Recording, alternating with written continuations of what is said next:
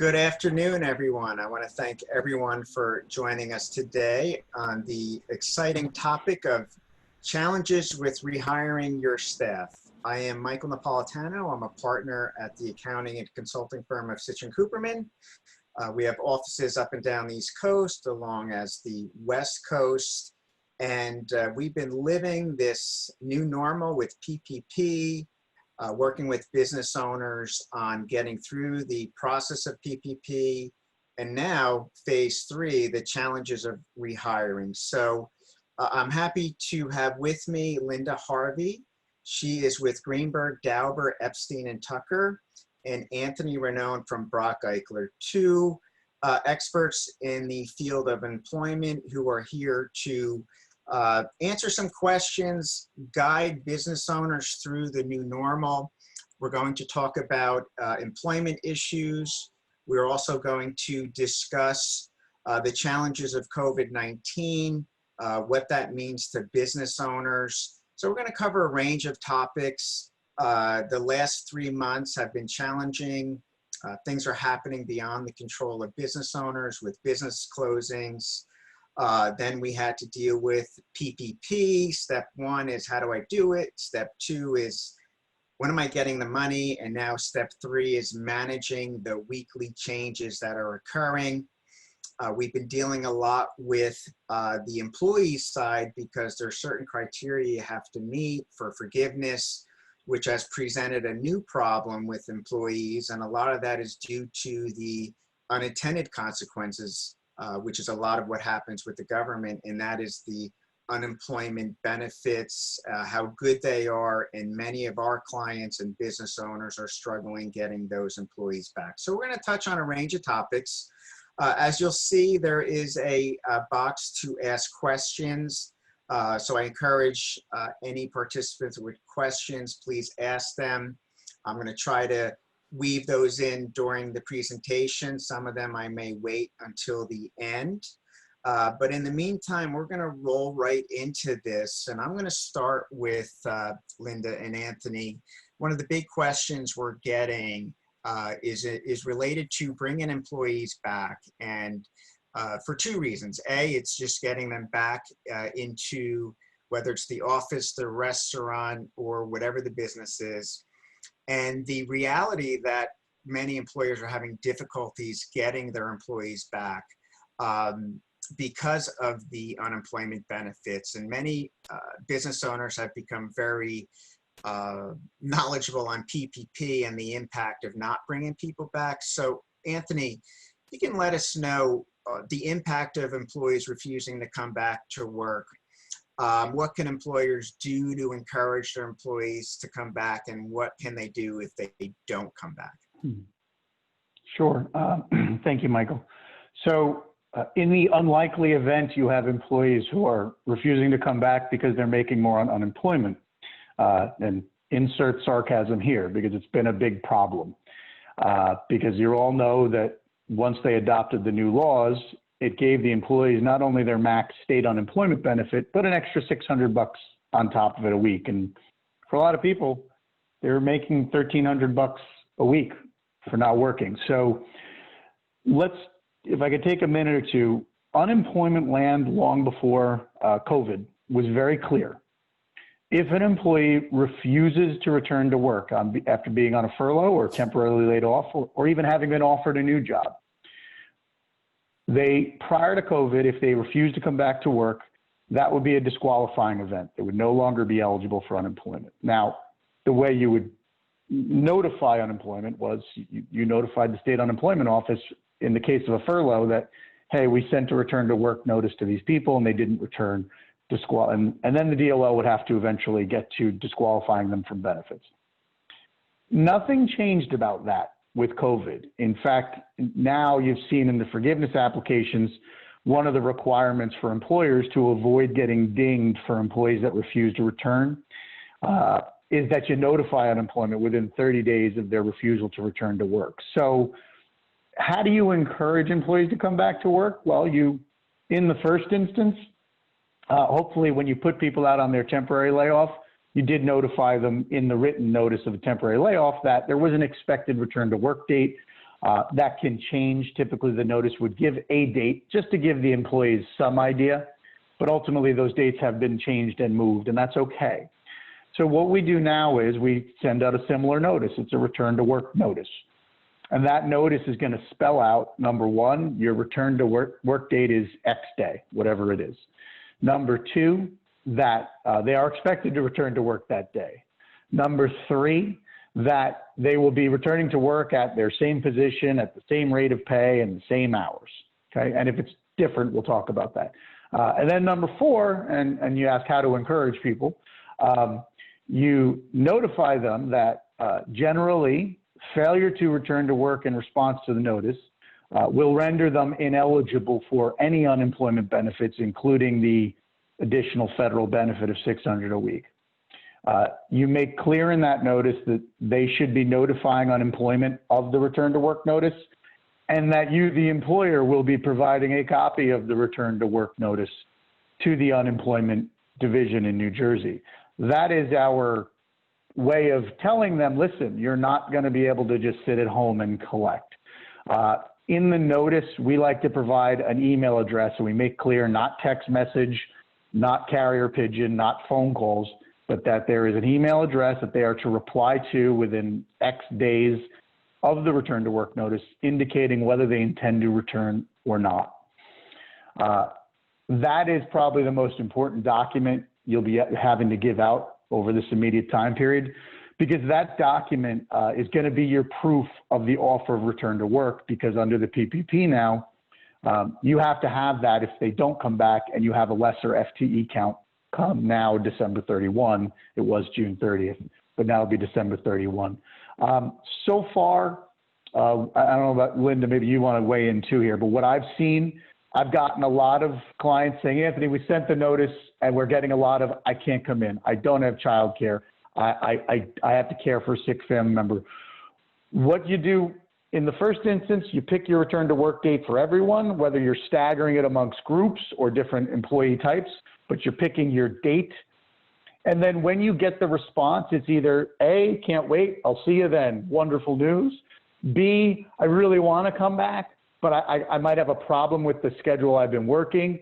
C, I can't come back, thanks boss, but I won't be back. Or D, you just don't even hear from them. With B and C, which is the I want to come back or I just can't work the same schedule, you're going to work with them just like any other leave request, like any other time in your company's history. You have various federal and state leave laws, including the new Family Medical Leave Expansion Law, including the emergency sick leave law on the federal level. You will have to go through on a case-by-case basis for each employee whether they're eligible for the various types of leave. But I'm talking too much. I want to let Linda weigh in on what she's seeing out there too in that respect. Well, I agree 100% with what Anthony has been saying. But one suggestion to the employers, and that is for absolutely do the email first, absolutely send out the written notification, because that's required for the PPP forgiveness, okay? And you need to have either a written response or some confirmation of a response from the employee that they don't want to return to work in order to get your PPP forgiveness. But having said that, a lot of employees are confused. So I've been recommending to a lot of my clients that there be a conversation. Just for instance, some employees are writing back and saying, look, I make more money on unemployment. I just want to stay in unemployment. They just don't get it. First of all, they're making more money now, but as of July 31st, they will not make more money. Because as of July 31st, that extra $600 runs out. Could the federal government extend it? Quite possibly, but it may not be extended. Right now, it's July 31st, the $600 ends, the extra bonus. So, a conversation along the lines of, gee, I understand that you like the situation you're in now, but you know that's going to end, right? This is a long-term career, right? Have that conversation. And then have that same conversation what Anthony was just referring to, and that is, look, I have an obligation under law to tell unemployment that you are being offered a position. So once unemployment hears that, it is very likely that you will be denied all unemployment, so you will be getting nothing. So this is the situation I'm in. But what, maybe you could just not call them. No, we have an obligation, we have a legal obligation, so we have to notify unemployment. And that's required for the PPP forgiveness as well as under state law. So, but I found that when they have the conversation, we find out what the real problem is. Some people have just, they're just afraid. They're just afraid and they're not comfortable returning to the workplace. Some people have issues with childcare. Some people have issues with family members who need to be cared for. So some people are sick themselves. So each one of those issues can be addressed on an individual basis. We all have to keep in mind that the ADA and the similar state laws is still in effect. So that exchange, that interactive process must take place anyway. And then of course, some individuals will say, well, gee, wait a minute, I've got kids at home, so I have to be paid. Now they could come back to work for 2 days and say, I'm going to go out on the expanded family leave program, which allows them to recover money and stay home and recover money at 2/3 pay for staying, for staying home so they can care for their children. That's a 10-week benefit.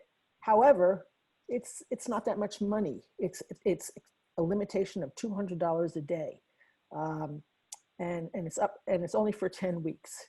So I think to have that conversation with your employees to determine what their problem is, what their needs are, and what you can do for them, it is a good conversation to have. Hey, Mike, do you want, I see some questions popping up. And they relate to this topic. So one of them is, it's very similar questions from two people about bringing back employees on a lower pay scale. So let's talk about in general, and then as it relates to PPP, because that's one of the qualifiers. So in general, remember, New Jersey is still an at-will state, like pretty much every other state as I last checked. So lowering an employee's pay prospectively, you're coming back, but we're going to have a lower rate of pay. Absent a written employment agreement that says you are guaranteed a rate of pay for a certain period of time, it's always legal. And that's been a big question. And yes, you can prospectively do it. It could be short term. I mean, some people say, well, Anthony, I want to raise it on January 1. It's okay. And to Linda's point, which is a great one about, kind of messaging and communication, the employees out there are freaking out for good reason. They don't know. They hear so many different things. They've been at home. Pick a news network, you'll hear any of 5 different versions of events. So I think to Linda's point, and especially with the ability to set up quick phone calls, quick Zoom meetings these days, just having a phone or video chat with the employees, to sit down and say, look, this is what's going on. Here's our tentative return to work date. Some of you may be making more on unemployment. We're going to explain why that's not a long-term solution, that type of thing, to just explain it to them before they get this notice by email or in the mail. So, but as to the reduced pay, so yes, you can do it prospectively. And the PPP, a couple of simple rules to keep in mind. Number one, for anybody that annually makes up to 100 grand a year, you can reduce their pay up to 25% without forgiveness issues. Any pay cuts over 25% for those people, you will worry about losing some forgiveness. So while you can do it, you got to be conscious of that prospectively. For those making more than 100 grand a year, the PPP does not limit your ability to cut their pay down. Obviously, once they get to less than 100, you got to keep in mind those rules. Just something to add to what Anthony is just saying about the folks freaking out. One of the things that you can do to calm people down is to adopt a comprehensive policy that informs your workforce what is going to happen to them, what steps you are taking to ensure their safety. I've seen some clients do this, and it's with great success. And that is, you write out, this is what we're going to do. We're going to have staggered hours, or this is where the lunchroom will not be open. We will have hand sanitizers throughout the workplace. We will have temperature monitoring as you enter the workplace. So we have barriers being set up around your cubicles, these plexiglass barriers, so that you're not too close to your coworkers.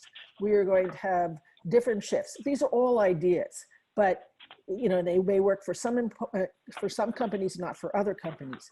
But the point is, it gives the employees the comfort, and this is more of an emotional situation than anything else, but it gives them the comfort of knowing you care, you're thinking about them, and you're taking steps to protect them. Without having that information, they're saying, well, I'm just gonna go back to work in the same old place. And my desk is literally 2 feet from my coworker, and we're all piled on top of each other. And how are we gonna go to the restroom? How are we gonna do, so all those kinds of questions are going through their heads. They're home right now thinking about this. So if you have a comprehensive policy as to how, how the workplace is going to look, how it's going to feel, how it's going to operate to keep them safe, that will do a great deal to satisfy your employees. And Anthony, Go there's a ahead, couple Mike. questions coming here on the reduction of the pay rate. Can Correct. you bring back staff at a reduced pay rate?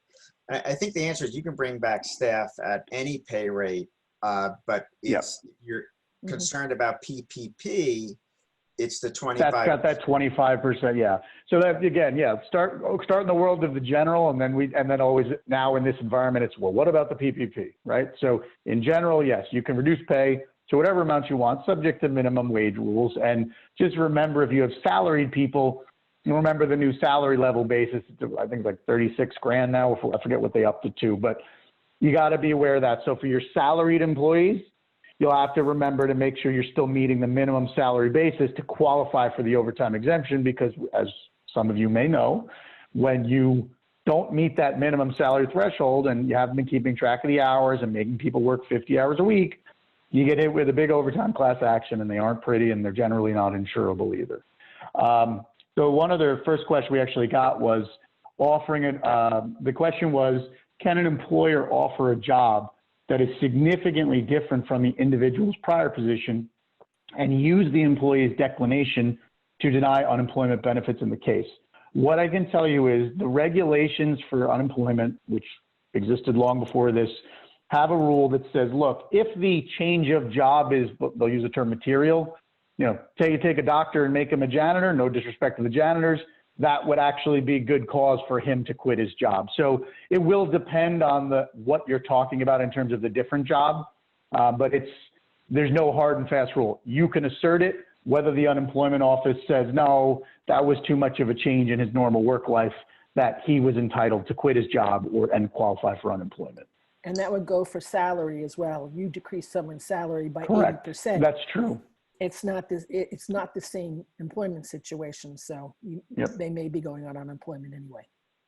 And Linda, a follow-up question for you is, if you offer an employee a return to date and that date comes and goes without them showing up, do you send a second offer with a new date for both the employee and unemployment, or do you assume since they didn't show up, they decline that position? I would send a confirmation in writing to email and snail mail, because this is for protection under the PPP, that this will confirm that we have not heard from you. This will confirm that you have not reported to work. This will confirm that we offered you a position at X pay, at X hours, for this position, all the detail, and you have not reported to work, period.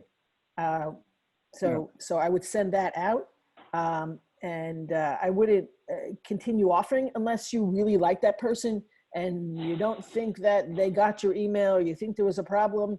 But if you're pretty sure that they got it and they're just ignoring you, and you're like, okay, we're done, then make sure you send it in writing, but it has in a confirmation by the company.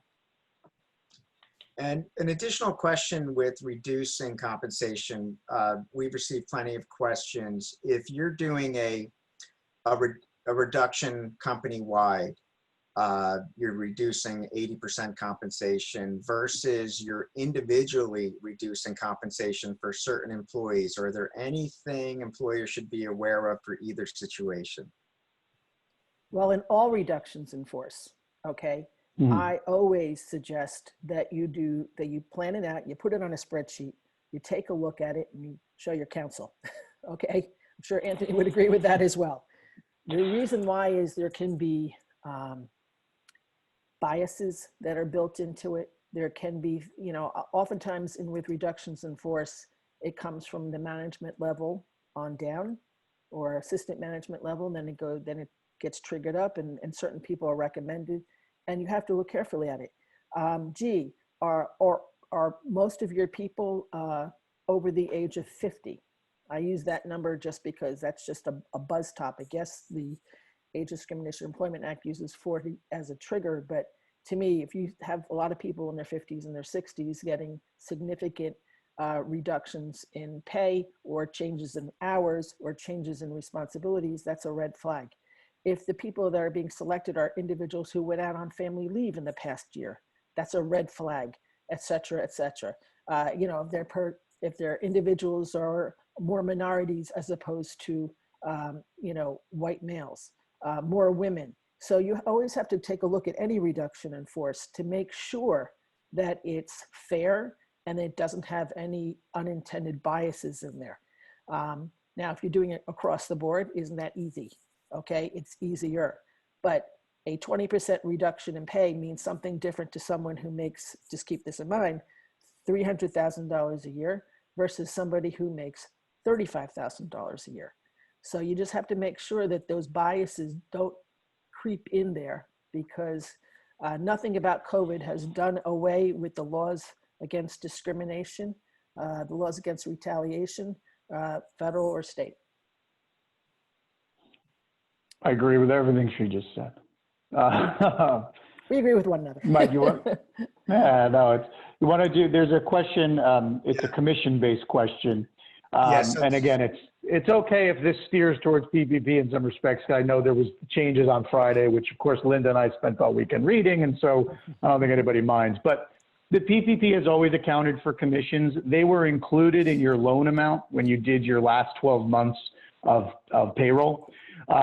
So when you read the regulations, which I'm sure everybody on the line has because it's just so much fun, you can estimate commissions for the guys based on last year's numbers. So if you're going to be paying the guy for 8 weeks worth of commissions, if you look at what his average weekly or monthly commissions were last year, you are entitled to use that as the number for what you pay him. Again, subject to the annualized 100,000 cap. So it was specifically addressed in the PPP and the regulations. Yeah, and from a accounting standpoint, we see this often with our businesses that are commission-based employees, is some owners are paying those commissions and they're accounting for them against future commissions. So you just have to make sure you account for what was paid and what was earned. But Anthony is correct. You can use the numbers used for determining payroll. And then there's this one question: can owners who have taken a salary in the past be used toward PPP forgiveness salary formula of 60%? I think what he's referring to is the reduction from 75% to 60%. I'm not quite sure what the question is. We've received questions, Anthony, is now that they're looking to extend the period from 8 to 24 weeks, we received many questions from business owners. Does that mean they can take more than that $15,384? Don't you like that? As a business owner myself, that was the first thing that jumped to all of our minds. Well, wait, can we pay ourselves 45 grand now instead of 15 grand? And a friend of mine who owns, he's a lawyer, he owns a title insurance agency, asked me that exact question. I first read it, I said, no, it doesn't say that. Then I read it again and I looked at the statute. There's a hell of an argument that yes, because the covered period is now 24 weeks. And the way they define the 100,000 cap, it's an annualized amount over the covered period. So I'm not going to give you a yes, you definitely can today. I'm going to tell you, as a lawyer, I read it twice and I said, you know, that's a heck of an argument, but I would expect to see some guidance from the SBA, maybe a regulation. So I would say to owners right now, before you go run out cutting yourself checks out of PPP money in excess of the 15 plus grand, maybe wait a week or two since we have more time now. But I will tell you the language of the statute in light of the amendment would support that payment. But we'll see. I think we should all wait for the FAQs to come out, because those free, I think Anthony will agree with me here, that ever since PPP came out, they say one thing and then they explain something else because they haven't thought of the questions and they haven't thought of the answers. So it's a, Yep. this is commends all you people out in the audience who are listening, who are thinking of these questions because they haven't been thought through. And then these questions are raised and suddenly a couple of days or a week after we get the modification to the regulation, we get a frequently asked question, we call them FAQs, that come out and it says, oh, no, you can't do this, or, oh, yes, you can do this. So I would wait for the FAQ before you start writing those checks.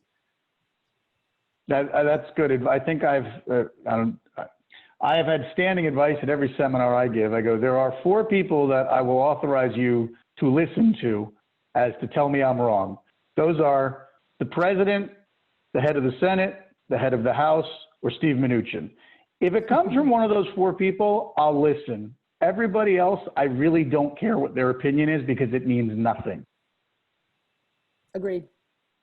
Yeah, and Anthony, we're getting the same question is if someone makes 75,000 and you reduce them by 25%, will they still be in the PPP guidelines? Yes, they will. Great. One of the responses we're getting from employees, many of my clients, is they don't want to come back due to fear of COVID and an unsafe workplace. That's become very common. I think certain industries are more susceptible than others. As an employer, how do you respond to that? Linda, why don't you jump on that one first? Sure.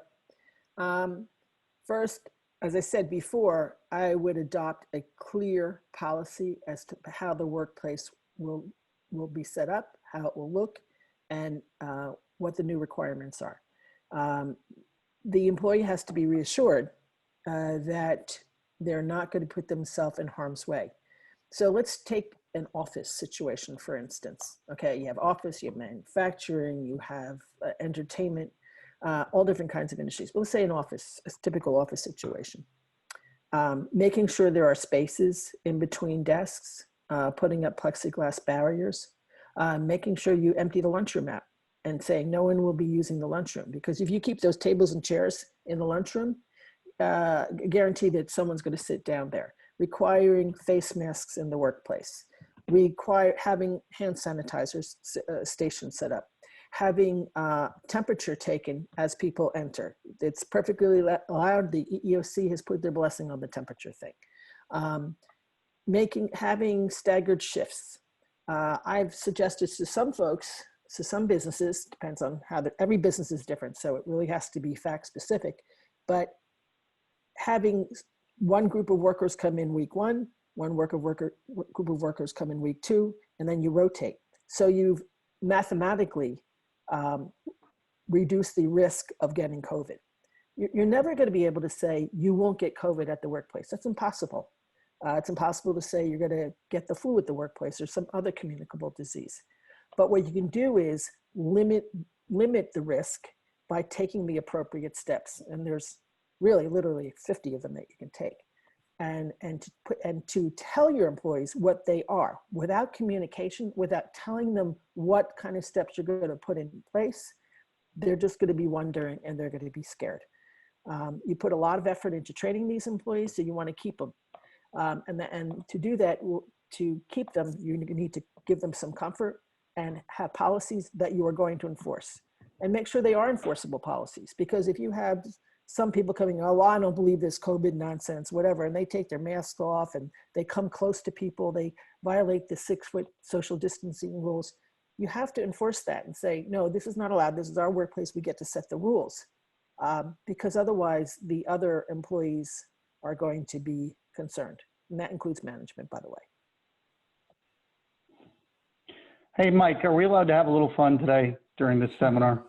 Listen, 2 attorneys, how much more fun can we have? Well, you know what? I can't do it. I thought I could screen share, but here, this is what you need to know. I'm going to have a little fun here, just to let everyone know. Look, this is what the things like people like Linda and I have to deal with and interpret all day. I'm going to hold that up. Has everybody seen that little colored triangle from Osha? Mm-hmm. Okay. This is what Linda and I were given about a month or 2 ago, I guess. And this is the OSHA's attempt to clarify that workplaces should be classified as lower risk, medium, high, and very high. Where did that come from? Well, that's just their attempt to try and clarify and make our lives simpler to develop policies. I can tell you, and based on the risk level, OSHA recommends certain things. They have not said you must do certain things. So this is just recommendations. If you have an office environment, you're in the lower risk section. And I think, I have 100+ employees in my office. We have to do everything we're telling you guys to do. We have measured out 6 feet between workstations. Now, for us, it was simple. With maybe 2 exceptions in a whole office floor, everybody already sat 6 feet apart or was in their own private office. So that was easy. For the couple of workstations where we had people close together, we put up plexiglass. We did simple things like cafeteria, no more than 2 or 3 people in it at once, given the size, bathrooms, 1 person at a time. This is all based on us trying to comply with suggestions from OSHA, but there's really no hard and fast rule. If you're in a healthcare practice, you're a little more accustomed to some of the PPE requirements that are being recommended at some of the higher risk places. But guys, I want to make it feel a little bit better. It's a lot of figure it out as you go. Listen to your experts, listen to your consultants. It will change as you reopen the office. And back to that messaging discussion, make the employees know, listen, here's the plan. This is what we're going to do. Please tell us if you have suggestions. Now, you'll always have the person that says, well, everybody should be wrapped in bubble tape and keep 12 feet apart. We're going to say, all right, we got that. We considered it, but we're not going to implement that. But somebody may identify to you, you know what, there's a lot of crowding up at the bathrooms, or there's a lot of crowding at a certain entrance or exit. I've noticed a lot of people coming in without masks. To Linda's point, whatever you feel about whether masks should be required or not, she's right. It's the company's space, and the company is entitled to set the rules, and they got to be enforced. We all like to have a lot of fun with OSHA, so I agree with Anthony on that OSHA stuff, but there is an OSHA website that actually is helpful. And so I'm going to give it to you. It actually breaks down different industries and makes suggestions as what can be done. So here it is, folks. It's www.osha, because of course it's OSHA, so it's really long. So let me say that again. www.osha.gov/S,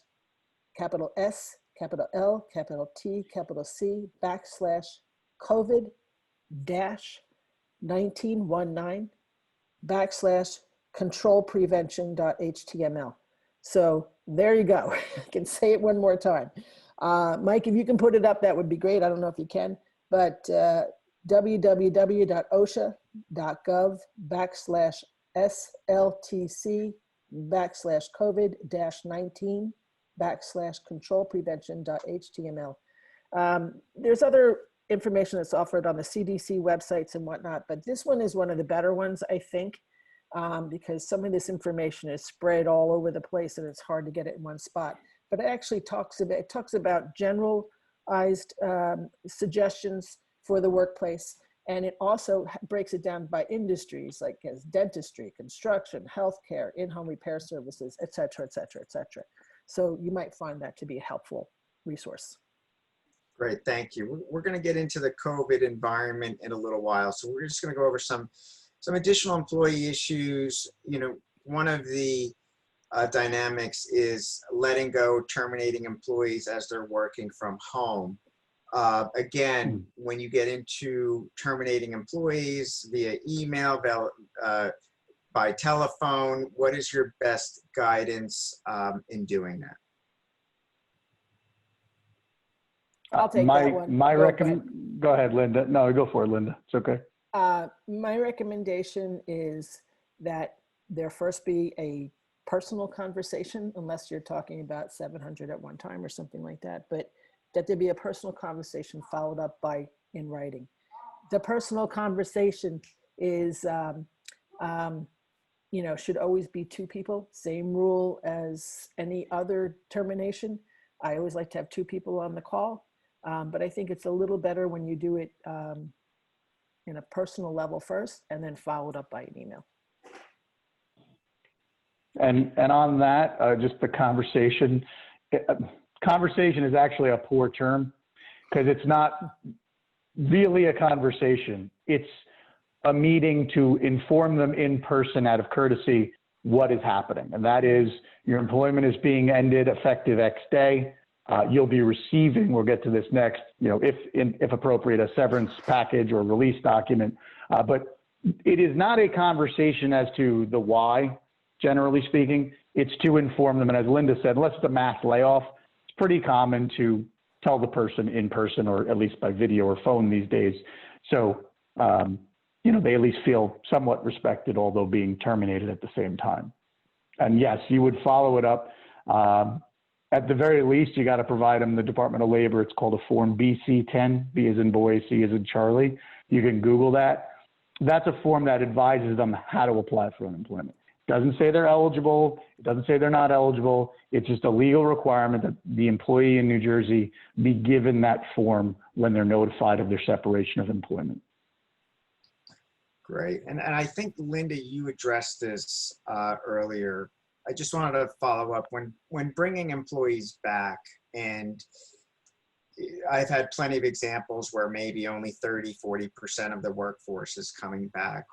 What should employers document when they're bringing one employee versus another employee? Should they be concerned with who they're bringing back and who they're not bringing back? Absolutely. Nothing's changed with regard to the laws against discrimination, guys. It's the same as post-COVID as pre-COVID. So you have to take a look at the reasons. I mean, and think about it. You sit there and think about it. Why is this person being terminated? What are their characteristics, their personal protected characteristics? Do we have a concern? So let's say you've got 3 people in one department. They all perform the same job, and you're terminating the disabled person as opposed to the other 2 who are fully abled. So why are we terminating the disabled person? Well, that guy's so slow all the time. Well, that's sort of like a buzzword if that's what you're getting from your managers. Is the disability taking any part in the determination? Because then you have the possibility of a lawsuit. So the same questions that you asked before, you have to ask now. It's no different. You have to look at whether or not the decision for terminating that individual. Okay, you have to terminate somebody because you don't have the same revenues that are coming in. So you need to do some terminations. Understood, you need to reduce the workforce, you need to reduce expenses. But why are you selecting that person as opposed to somebody else? And then you must document why, for your own records, why you're terminating this person as opposed to another person, and do it in real time. And guys, just assuming nobody on this line has any discriminatory motives, and this is just trying to avoid the risk, of the potential claim.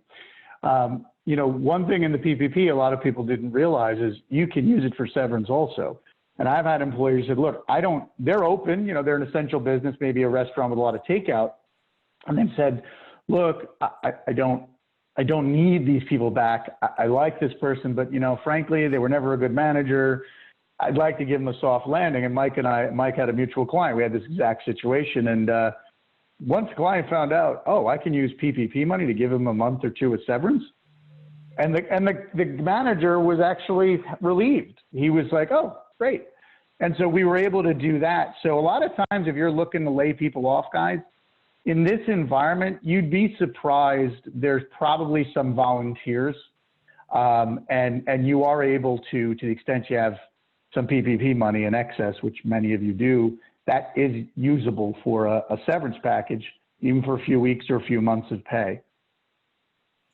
And just, Anthony, real quick with a severance, can you just talk quickly about getting a release as well and what that means? Sure.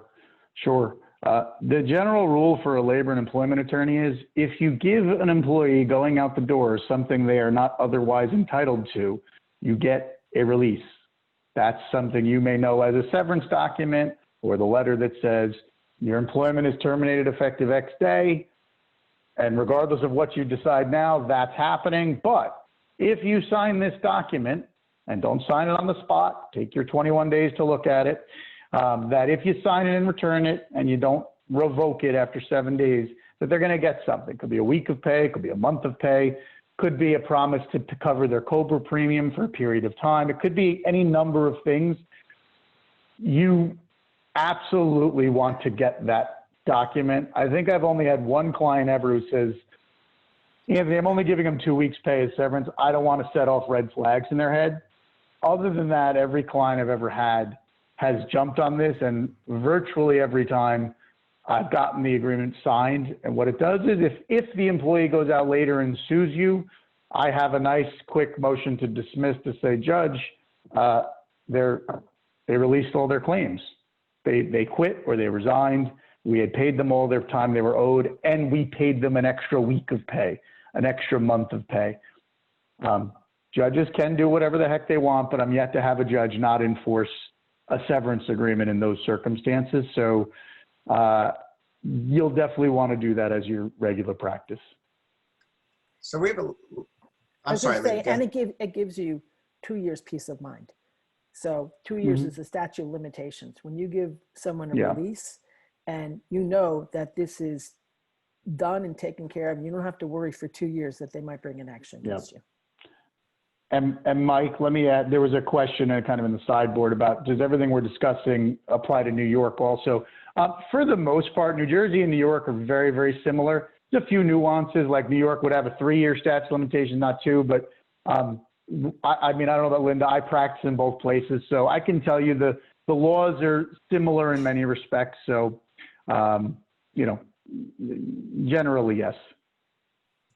So we have a bunch of good questions coming in. So I'm gonna spend a little time on the question. So Linda, the question relates to if an employee refuses to take transportation. I'm assuming this question will relate to public transportation, and their job requirement does require them to go to customers, but they refuse to travel. What can an employer do at that point? Okay.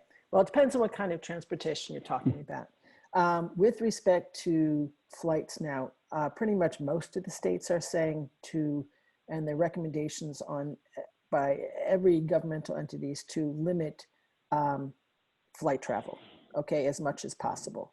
So in those situations, it would be good for the company to, as much as they can, to encourage Zoom meetings, remote meetings, that sort of thing, okay? Because frequent airline travel is just not something that everyone's going to jump back into. When we're talking about going to call on customers, you could encourage that employee to use their own vehicle and to go that way.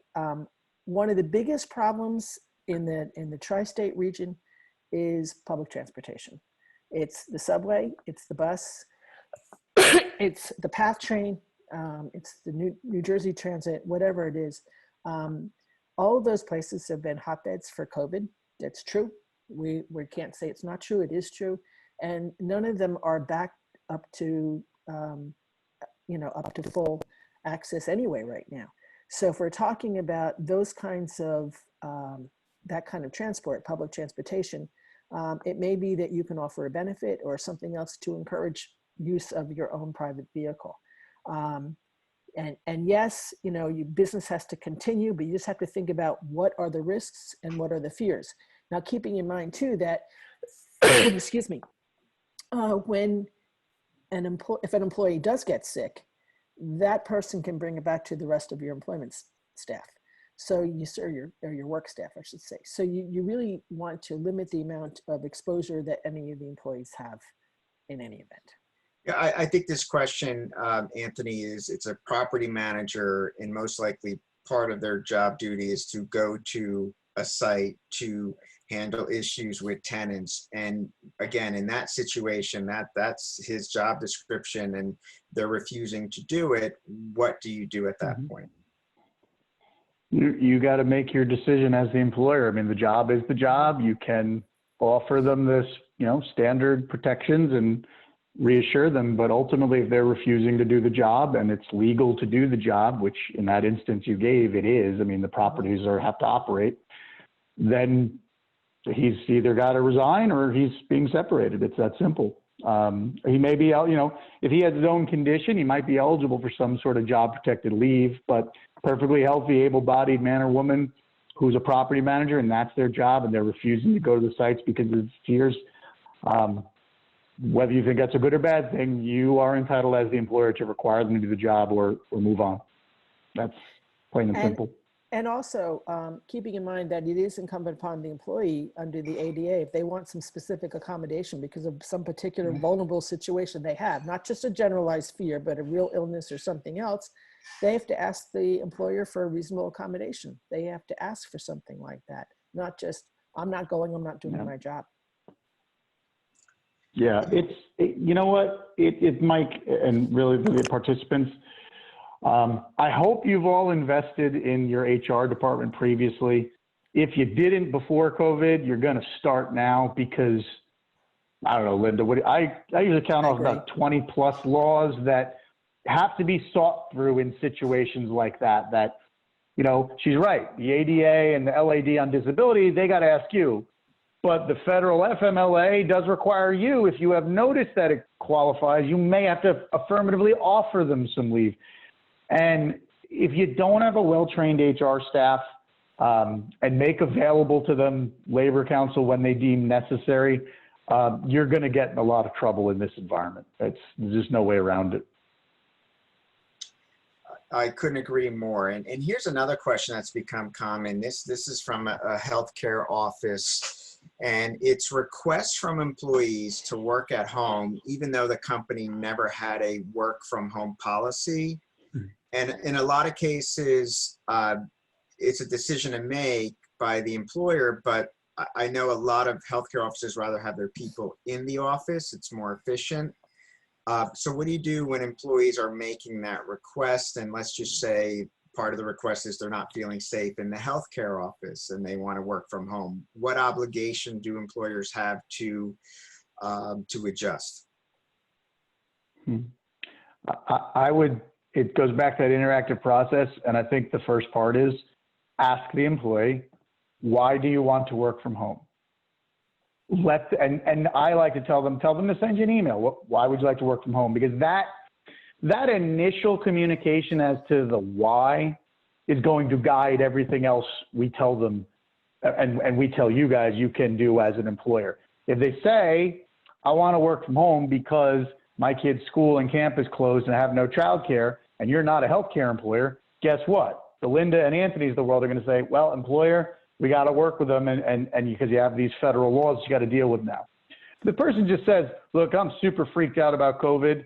I don't know what to believe. I just don't want to come in. Well, the Lindas and Anthony's of the world are going to say, that's not a basis to not come in. And that's why that first communication from the employee is to let them tell you why they want to work from home and make a case-by-case decision. That's all. I agree with Anthony 100%. Great. I like Linda, and I didn't even pay her to say that. That's good.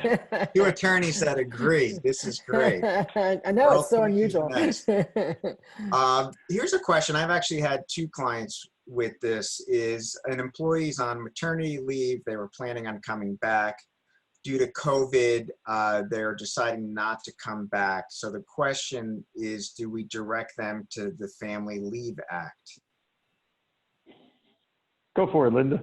Well, I saw that question, and it seems to me that under the family leave, they were probably on family leave already.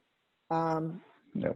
Okay, unless it was that they were not coming to the office because of the COVID shutdown. So it really depends on I'm not saying this very articulately, but it depends on the industry and what the circumstances.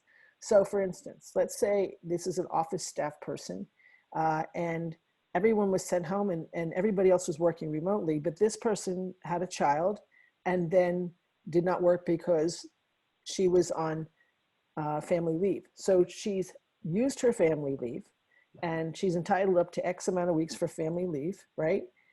So yeah, you could refer them to family leave under some circumstance, but it would seem to me that they would be, they probably would have already exhausted that amount of time, right? They were also under New Jersey law. That person was also entitled to, a family insurance payment. They probably already got that. So it seems to me that that person, if they choose not to come back, they choose not to come back. If they've exhausted their family leave, there's really not much more that you have to offer them, I believe. Yeah, I agree. Again, this is great. You guys agree. There's a question, Anthony, I'll throw this to you. If you see, what if you had an employee that was furloughed while still on a 90-day probation? They had 2 weeks left. Then you decide to bring them back. Can I extend the probation period and inform them of this in person or writing? Any other guidance? I'm not sure.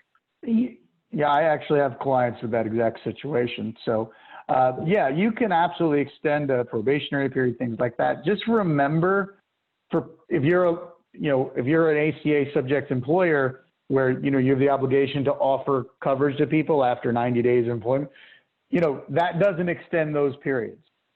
So if there's still a benefits offer requirement under federal law, you still have to do that. But as a general matter, you want to extend your probationary period, you can do that. But again, they're at-will employees. If you're not happy with them in a few weeks, you can always terminate them. I mean, I love probationary periods, but ultimately legally, they don't frankly mean a lot to a judge. If somebody says you fired me for discriminatory reasons, your defense is not, well, they were a probationary employee during the first 90 days, and so I just got rid of them. That's not going to really be a defense anyway. So yes, you can do that in a nutshell. Here's an interesting question for you, Linda. So can a customer refuse to allow rideshare employees to return to the workforce? So if you're supplying employees to a customer, can that customer dictate to you, well, if they arrived here as part of a rideshare, that they can't return? Oh, that's a good one. Yeah. I'm not so sure I guess a customer can dictate anything they want to dictate if they want to do business with you. So what's a ride share? Is that a person that comes in Uber? Is that a person who carpools with 4 people in a car? I actually had a client who had a problem with people who were doing ride sharing, and they are a large manufacturing facility. They've remained open during the entire crisis. They're part of the essential food chain, and they decided to ban ride shares and said, y'all have to come by yourself.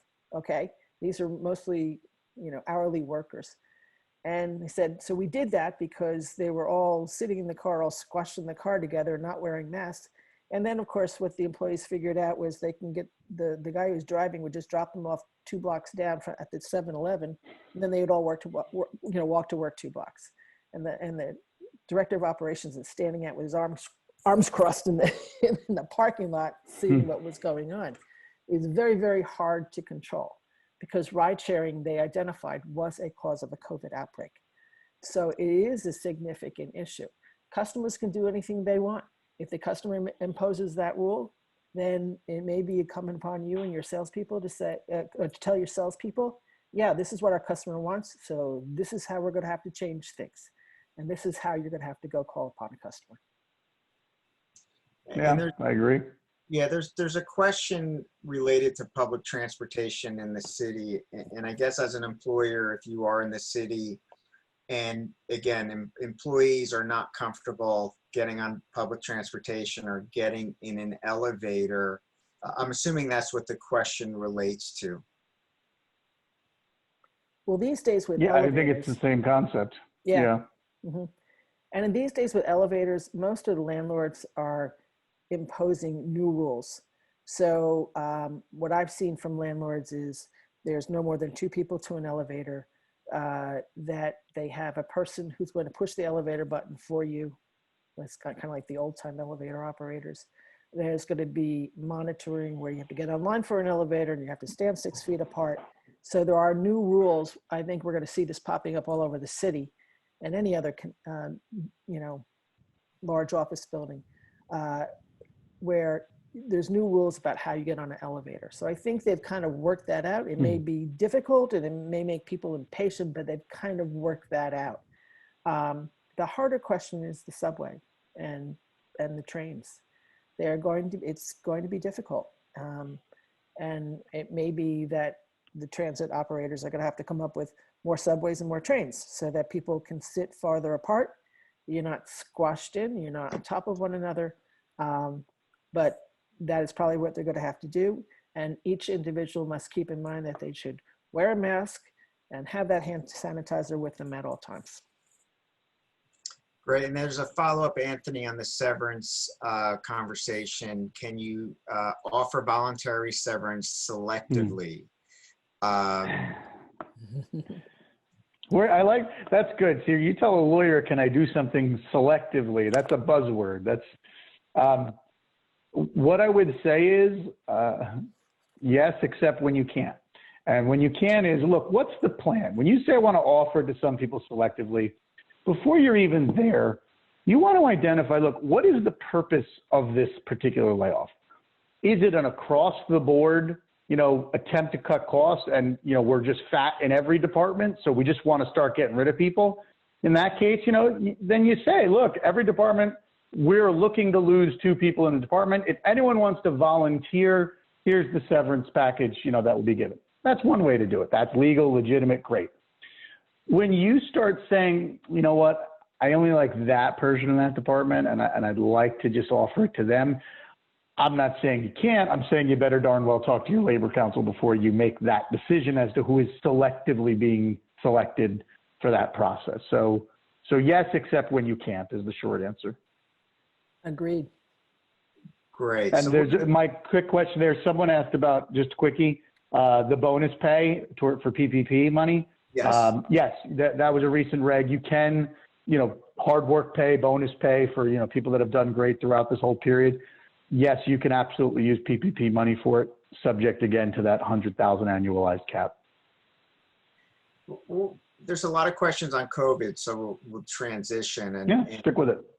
Yeah, one question is, can an employer request a worker or a new candidate to provide any documentation regarding exposure? I was on a webinar last week where someone suggested they were going to make the employees determine if they had any symptoms. What should an employer do, and can you push that liability onto the employees that they're determining whether or not they're healthy to come in? Well, one of the things I would say first is that's not the most efficient way of getting to the information. Yeah, you can have self-reporting by employees, but employees may lie. Okay, so I think I think it's better to have the temperature check when they come into the workplace, and it's neutral. But keeping in mind that you still have to keep their information confidential. You're not going to be going around saying, oh, we sent Joe home because he had a 104 temperature. He's probably got COVID. No. We're not going to do that. We're not going to discuss that. Okay. So you simply send them home until that they have recovered. Okay. Telling your employees, don't show up to work if you're sick. Doesn't matter what you're sick with, but don't show up to work if you're sick, because how do you know if it's a flu or something else, or just a bug? So you just say, please stay home. We want to keep the workplace safe, so please stay home if you're sick. But in some places, in some kind of workplaces where there is insufficient or pay for when someone is sick, you have to recognize that employees, if they need the money, will say, I'm fine, when they're really sick. And that's a problem. Yeah, it's to build on that. I think there's a demarcation between the jobs that can be performed remotely versus, your manufacturing places that require physical presence. For the office people that can do remote, it becomes simpler to have the policy that says, look, if you have symptoms, these are the symptoms. If you have them, please self-report. If you do self-report, you're not going to lose your job. You're going to work from home for 14 days. And at the end of that 14 days, get a test. And if the test is clear, come on back. If the test is clear, but you had it and you're done, you're in antibody mode, great. For the physical presence people, Linda's right. People need the money. that's the problem. And I don't have a good answer for you how to ensure it. I mean, yes, the EEOC has said, yes, you could do employee temperature checks, things like that. But it's not an easy situation for the factories and things of that nature that need the physical presence. You just got to stress to people that your job will be here when you get back. If they have COVID, you have the federal emergency sick leave law. You have other leave laws available that they can get their paid benefit while they're on it. And so that's a communication issue. You know, I think sometimes, and this is probably the lawyer's fault, in fairness to you guys, we spend so much time in risk avoidance and limiting liability, and that's what HR people hear all day from the lawyers of the world, that sometimes the lawyers forget to tell the HR people, look, there are programs available to your workforce that are designed to cover this, that are paid for through employee contributions or the state, and that's what they're there for. And so there is a little bit of an education component that HR should be giving to the employees to ensure them, look, we don't want to lose you. We know replacing an employee is a lot more costly and time consuming than working with them for a couple of weeks and making sure they feel good, they feel treated well, and you come back and ultimately you have a better employee at the end of the day. So you got to remember that. So here's a great question. What if you see on social media, for example, an employee engaging in highly risky behavior outside of work? Are we free to terminate for this out-of-work conduct if we feel it creates too much risk for coworkers, clients, patients? Well, can I get an example of the highly risky behavior? I'm just kidding. I'm kidding. I mean, look, again, context is everything. You know, to use a real life example, I'll be honest with you. Look, all the marches and protests going on the past week or two, I mean, there's virtually no social distancing being practiced. Does that mean if you saw your employee on there doing that, that you would fire them? I think you're opening yourself to a hell of a lawsuit for discrimination. So context matters. You know, were they that's not a black and white one there. I mean, possibly depending on the activity, but tread lightly.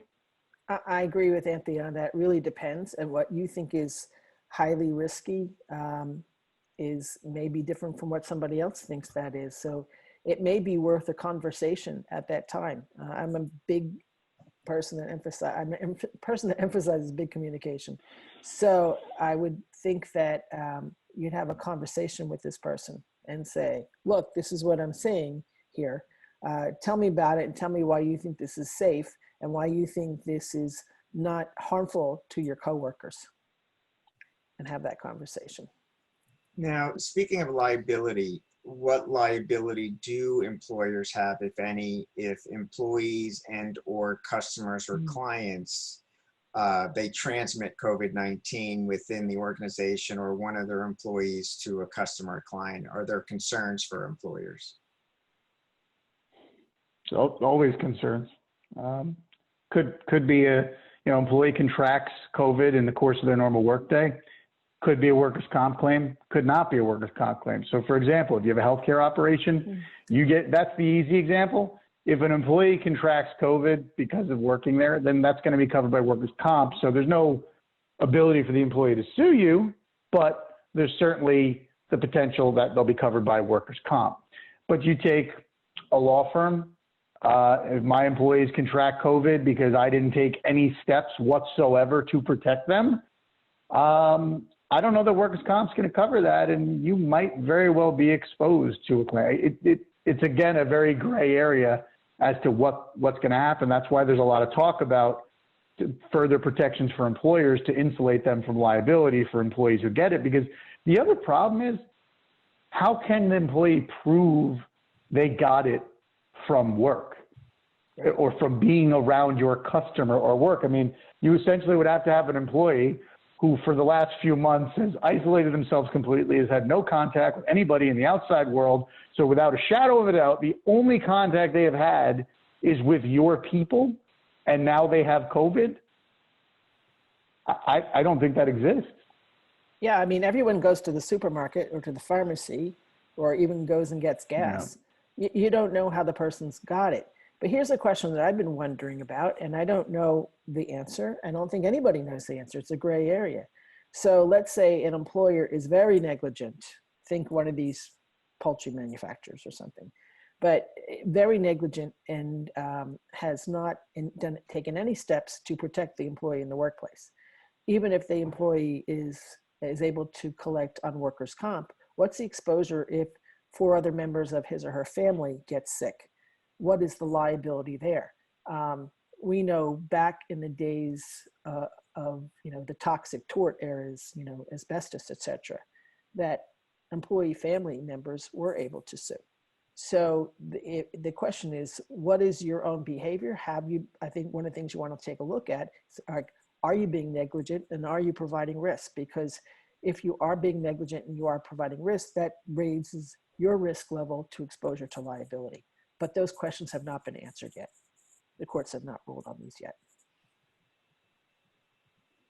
So I'm just looking at additional questions, and one of them is, can the worker returns to work and they're working at a customer's facility, can that customer request that you provide documentation regarding exposure or testing? Please say that again. So Ken, if you're for example, a staffing company, you're providing staff to your firm, Anthony, can you ask the staffing firm to provide documentation that that particular person wasn't exposed or was tested? Well, you can require the test. I mean, you have a worker, you could say if they had symptoms or they reported themselves, we talked about that before, that you'll send them home for the 14 days and require them to get a test at the end of it. And with that, what you just said, Anthony, there's a question about compensation. If you send someone home with a fever and they have no paid time off remaining, are you required to pay them?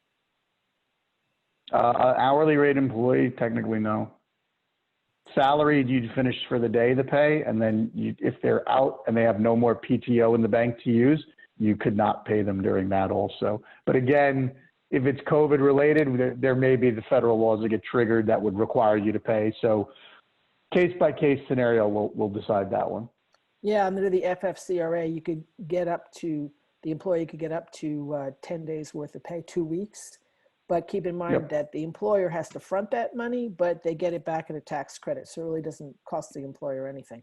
Yeah, that falls into the category of an HR department knowing what is available to the employee. Because again, we assume that most of your employees are good. You're not looking to be jerks to them. So if there's the ability to get them paid while they're out, especially like Linda just mentioned, the federal program, yes, the employer issues the pay out of its pocket, but the employer at the same time takes the dollar for dollar tax credit against payroll taxes. So it literally costs the employer nothing.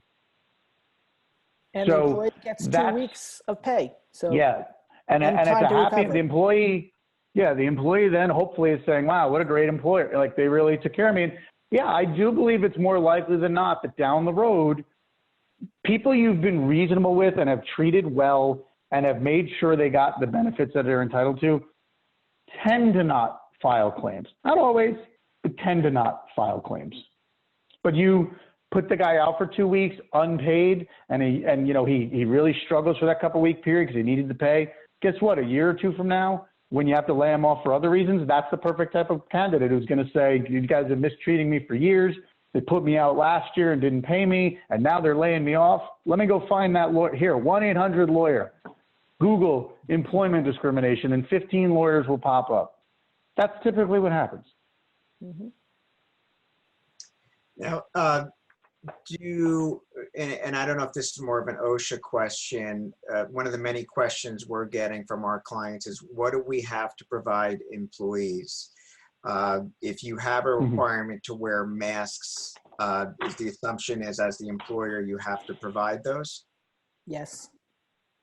Yes, you do. Yeah, if on that OSHA pyramid, she's right, on that OSHA pyramid we talked about, there are certain levels that do require the mask. Yes, if it's a OSHA requirement, you need to provide it. Yes. The big question I get is, well, look, Anthony, we're that low risk on the pyramid, the low one. Masks are not technically required. And so most of my clients are saying, look, we're going to get the masks and provide them anyway, but as a pure hard legal matter, not technically required. I agree. If you have the supply and you can afford it and you can provide them, do it, because then you avoid the, well, Jane didn't bring in the right kind of mask, and her scarf, really wasn't sufficient. It was a silk one that everything went right through it. You avoid those types of disputes in the office. Mm-hmm. So question for both of you, with more and more particular offices working from home, are there any challenges for employers, anything they should be prepared for, concerned with, and what have you had to deal with from the work at home? Are they really working? There's the million-dollar question. I also think another big issue that I'm seeing, this goes to lawyers too, is with folks working from home who have no childcare. And you've got little kids, you've got a 3-year-old, a 6-year-old, and a 9-year-old, okay? And it's not just women, although falls what we all know, there's 75% to the women. But the employer has certain expectations. I need this brief done, I need this project done, I need this spreadsheet prepared, and somebody's screaming because brother pulled sister's hair and they're having a temper tantrum. So I think there has to be some understanding. I know that we've all been working through this, but it's a big challenge to your employees, and so therefore it's a big challenge to the employers. There's no clear answer. Yes, the daycare facilities are opening back up. The camps will be opening up in July. So there will be some relief from that. But for the employee who had grandma taking care of the kids before, and grandma still can't see the kids because she's afraid, because she's in a vulnerable situation with COPD and other kinds of disease problems, a lot of the employees still have childcare issues. Yeah, we talked before about the OSHA pyramid and figuring it out as we go. There's a lot of that with this, and I think it will turn on how good a workforce you have, being reasonable with them. Just understand there's the 9 to 5, with someone that Linda just described, and I have got plenty of colleagues in my office who are like, one of the women that works for me, she's married, has 3 kids. I can tell you right now, I'm not necessarily going to have her same availability between 9 and 5 that I normally would. But that being said, she gets all her work done and she's a great employee, so I'm going to work with her. And that's really what the message has to be, is that, look, employees will be fair and reasonable with you. Give me an honest day's work. I understand it might not be uninterrupted, 9 to 1, break for lunch, 2 to 5, finish your day, but generally be available. The thing with cell phones these days, look, you got to run to the grocery store during the day. I get it. Be available. I may need you on the phone for questions, things like that. You just got to work with them. There's just no other answer. I agree 100%. You got to be flexible, and you have to think differently. Just think, okay, maybe this isn't the way we did it before, but this is the way we're doing it now, and this is what's working. Yeah. I just have one suggestion, Mike. Let me give you one. I have a client long before this, a tech company in the city, and she had people all over the country working. She maybe had 5 people in her Manhattan office, but plenty outside of that. I was impressed she told me the number of remote people. I said, how do you know they're working?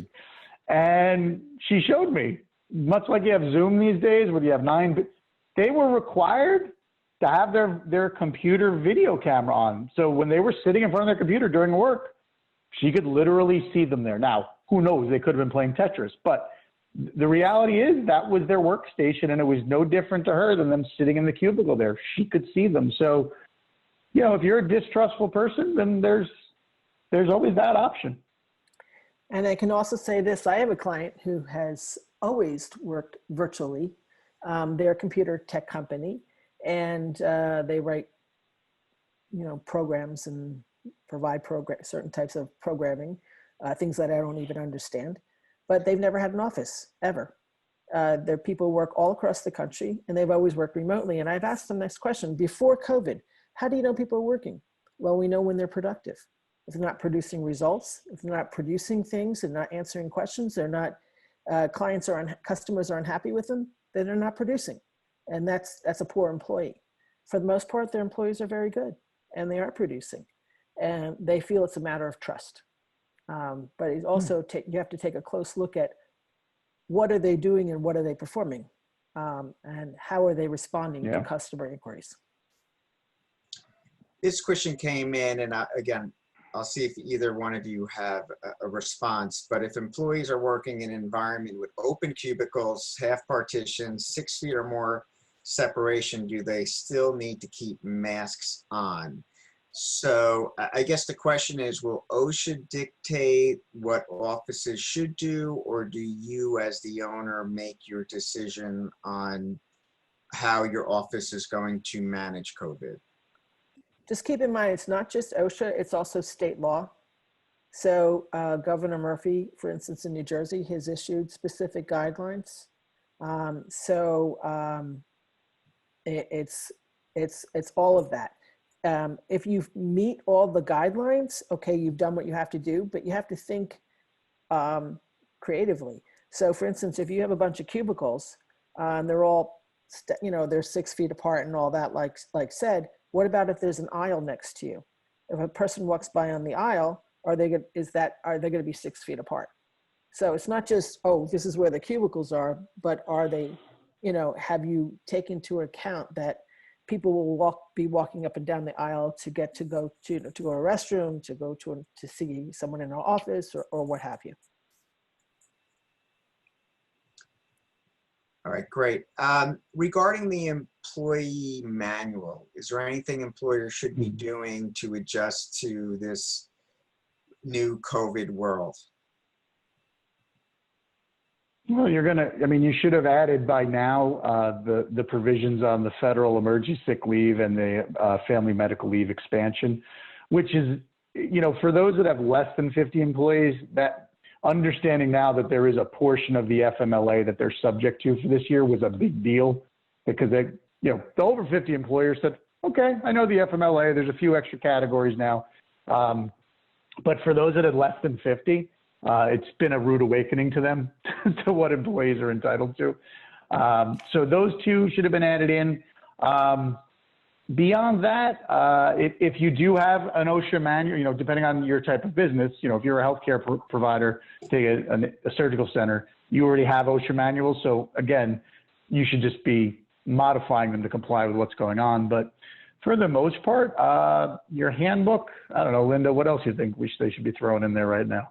Well, might add as an addendum to the handbook, the policy, whatever policy you create for return to the workplace post-COVID situation, so that everyone knows what the scoop is. For instance, the bathroom regulations, the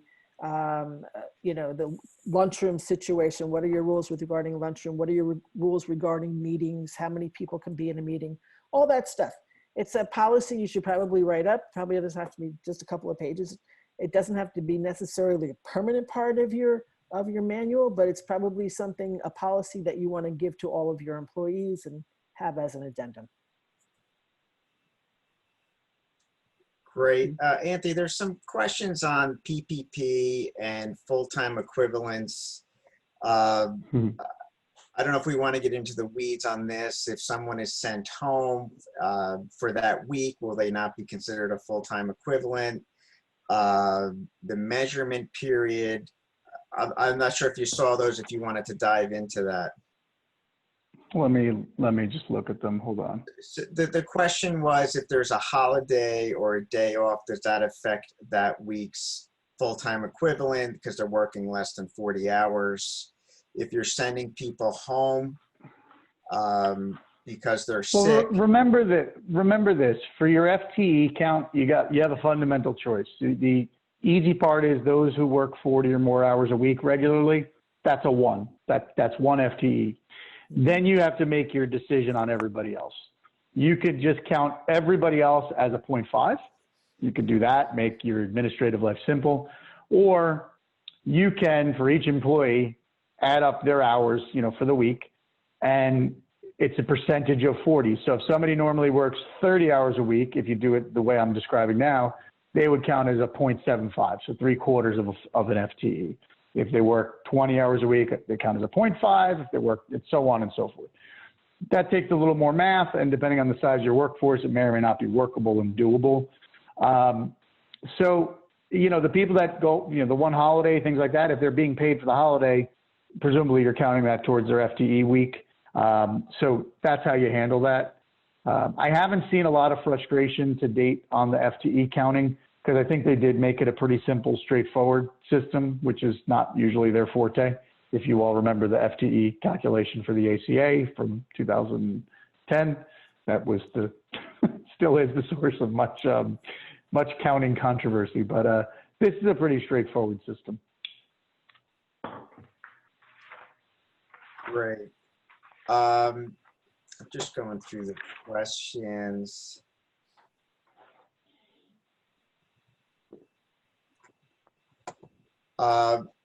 Is there anything, Anthony or Linda, you've seen industry-wise, if you're operating in a certain industry, with your experience, that you need to be concerned with, whether, like you said, you mentioned office, but or the hospitality industry, for example, has been greatly impacted with COVID.